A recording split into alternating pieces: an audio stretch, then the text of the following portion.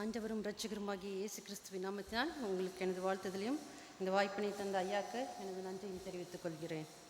ஜெபம் செய்வோம்.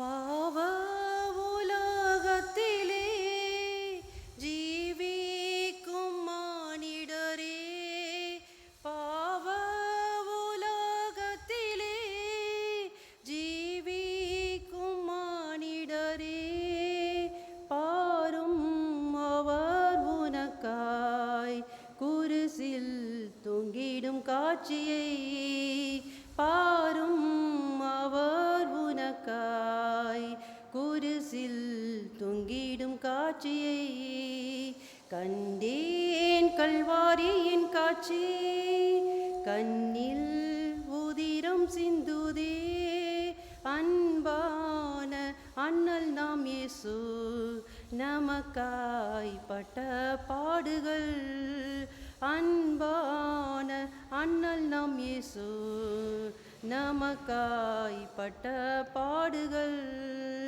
கண்டேன். ஆம் ராஜா, இப்பொழுதுமாக ஆண்டவரே, நீங்கள் சிலுவையில் எங்களுக்காக மொழிந்த இந்த வார்த்தைகளை தியானித்து கொண்டிருக்கிறோம் ராஜா. இந்த வார்த்தைகளை ஆசீர்வதிங்கப்பா, எங்களோடு இடைப்படுங்க ராஜா. இவையாவும் கர்த்தரும் மீட்பருமாய் இருக்கிற இயேசு கிறிஸ்துவின் மூலமாய் வேண்டிக் கொள்கிறோம் பரமபிதாவே. ஆமேன், ஆமேன். கர்த்தராகிய இயேசு கிறிஸ்து சிலுவையில் சொன்ன ஒவ்வொரு வார்த்தைகளும் ஒவ்வொரு காரியத்தையும் ஆவிக்குரிய அனுபவத்தையும் நம்முடைய வாழ்க்கையில் கற்றுத்தருவதாக இருக்கிறது. யாரெல்லாம் இதை ஆழ்ந்து தியானித்துக் கொள்கிறார்களோ அவர்கள் எல்லாரும் இயேசுவின் அன்பையும் தேவன் கொடுக்கிற விலையேற பெற்ற ரட்சிப்பையும் பெற்றுக்கொள்வார்கள் என்பதில் சந்தேகமில்லை. இப்பொழுது நாம் 5வது வார்த்தையை பார்ப்போம். தாகமாயிருக்கிறேன். யோவான் 19ஆம் அதிகாரம் 28வது வசனம். யோவான் 19ஆம் அதிகாரம் 28வது வசனம். அதன் பின்பு எல்லாம் முடிந்தது என்று இயேசு அறிந்து வேத வாக்கியம் நிறைவேறத்தக்கதாக தாகமாயிருக்கிறேன் என்றார். அதன் பின்பு எல்லாம் முடிந்தது என்று இயேசு அறிந்து வேத வாக்கியம் நிறைவேறத்தக்கதாக தாகமாயிருக்கிறேன் என்றார். பிதாவின் சித்தத்தை முடித்த பிறகுதான் இந்த வார்த்தையை இயேசு சொல்கிறார். எனக்கு தாகமாயிருக்கிறது, நான் தாகமாயிருக்கிறேன் என்கிறார். இந்த தாகம் எப்பேற்பட்ட தாகம் என்பதை நாம் புரிந்து கொள்ள வேண்டும்.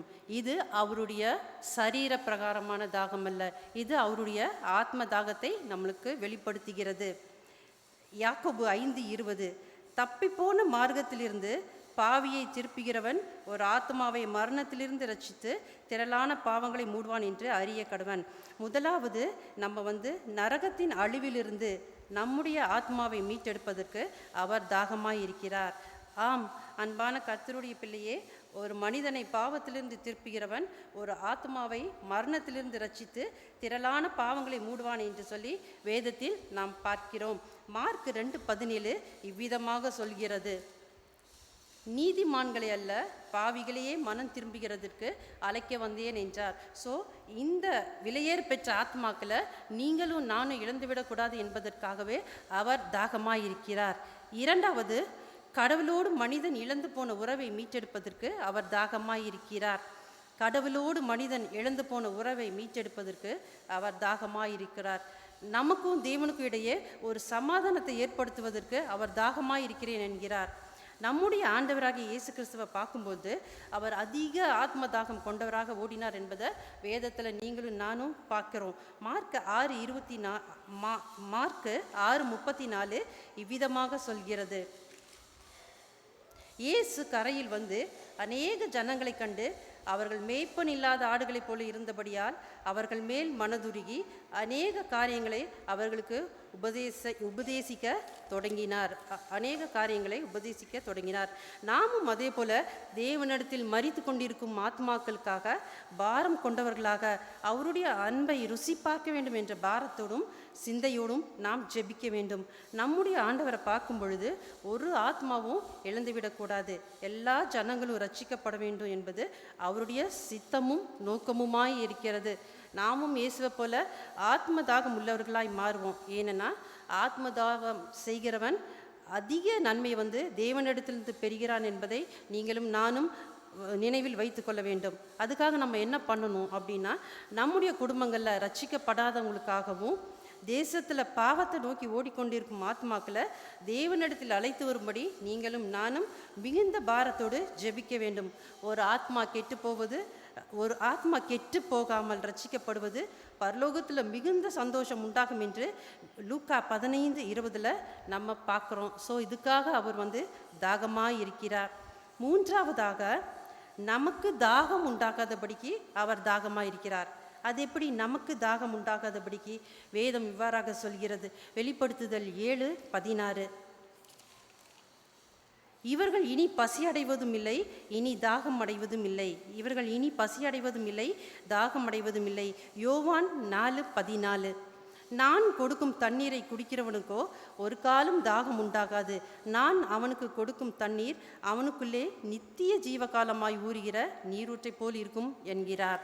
ஸோ இதை பார்க்கும்போது பரலோகத்தில் நமக்கு தாகம் இல்லை. எனவே பரலோகத்தில் தாகம் இல்லாத ஒரு வாழ்வு வாழ்வதற்கு, அந்த ஆனந்த பாக்கியத்தை நாம் அனுபவிப்பதற்கு அவர் தாகமானார். எனவே அருமையானவர்களே, அவருடைய தாகத்தை புரிந்து கொண்டு அந்த தாகத்தை தீர்ப்பதற்கு நம்முடைய வாழ்க்கையை அவருக்கு உகந்ததாக இருக்குமானால் அவருடைய தாகம் அங்கு தீர்ந்து போகிறது. நம்முடைய தாகம் எப்படிப்பட்டதாக இருக்க வேணும்? நம்முடைய தாகம் எப்படிப்பட்டதாக இருக்கணும்னா, நம்ம வாரம் சர்ச்சுக்கு வரோம், கிறிஸ்மஸ் செலிப்ரேட் பண்ணுறோம், குட் ஃப்ரைடே சர்வீஸ் அட்டன் பண்ணுறோம், ஈஸ்டர் சர்வீஸ் அட்டன் பண்ணுறோம். அப்படி இருக்கிற நார்மலான கிறிஸ்தவர்கள் போல நம்ம இருக்கக்கூடாது. நம்முடைய தாகம் எப்படிப்பட்டதாக இருக்கணும்னா, மானானது நீரோடையே வாஞ்சித்து கதறுவது போல நம்முடைய ஆத்மா ரட்சிப்புக்காக அவரை நோக்கி கதறுவதாக இருக்க வேண்டும். நம்முடைய ஆத்மா ரட்சிப்புக்காக அவரை நோக்கி கதறுவதாக இருக்க வேண்டும். நம்ம மூலமாக அநேக தேவனை அறிவதற்கு நம்மை ஒரு கருவியாக கர்த்தர் பயன்படுத்த விரும்புகிறார். ஆகவே அவருக்குள் இருந்த அந்த ஆத்ம தாகம் இன்னைக்கு நமக்கு கொடுத்து நம்மையும் அவரை போல நடக்க வைக்க அவர் விரும்புகிறார். ஸோ அவருக்கு நம்மை ஒப்பு கொடுப்போம். இந்த சத்தியத்தை கர்த்தர் ஆசீர்வதிப்பாராக. ஆமென். தேங்க்யூ.